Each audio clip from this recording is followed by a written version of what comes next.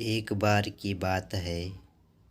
एक बार एक अध्यापक एक संपन्न परिवार के शिष्य के साथ कहीं जा रहे थे। तो उस शिष्य को कुछ मजाक सूझी, क्योंकि उसको रास्ते में किसी गरीब मजदूर के जूते दिखाई दिए।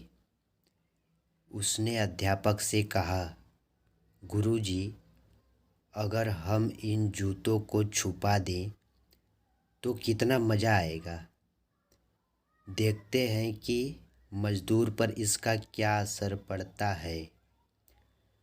अब उसको तो मजाक सूझ रहा था, लेकिन गुरुजी ने कहा कि नहीं, गरीब इंसान के साथ इस तरह का भद्दा मजाक करना ठीक नहीं है। उसने कहा, क्यों ना हम इन जूतों में कुछ सिक्के डाल दें और देखें कि इसका इस गरीब मजदूर पर क्या प्रभाव पड़ता है। उन्होंने ऐसा ही किया।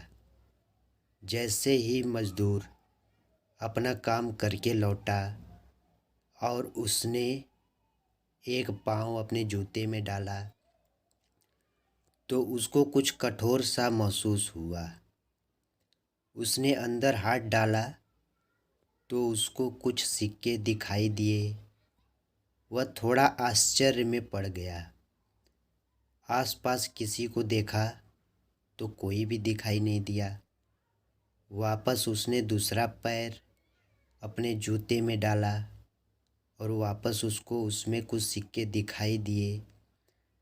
अब दोनों जूतों के सिक्के को उसने अपने हाथों में रखा और प्रभु की तरफ इशारा किया, हे प्रभु, पता नहीं किस भले मानुष ने यह सिक्के मेरे जूते में छुपाए हैं, लेकिन जिसने भी छुपाए हैं उसको मेरी दुआ है, ताकि इन पैसों से मैं अपने बच्चों और पत्नी के लिए कुछ खाना और दवाइयाँ ला सकूँगा। और इतना बोलकर वह चला गया। इस बात को शिष्य और अध्यापक दोनों सुन रहे थे। अब अध्यापक ने शिष्य से पूछा कि अब तुम मुझे बताओ कि तुम्हें कैसा महसूस हुआ, तुम्हारी पहले वाली मजाक या मेरा यह तरीका। तो उसने कहा कि गुरुजी, मैं आपसे क्षमा चाहता हूँ। अब मुझे समझ आ गया है कि सच्ची खुशी किस चीज़ में है।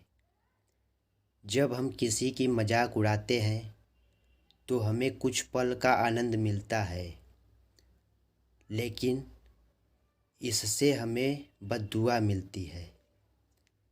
लेकिन अगर हम किसी की मुश्किल परिस्थिति में मदद करते हैं और जिसकी भी हम मदद करते हैं उसको भी नहीं पता कि हमने उसकी मदद की है, लेकिन अंदर ही अंदर हमें पता है कि हमने उस इंसान की मदद की है। यही सच्ची खुशी है।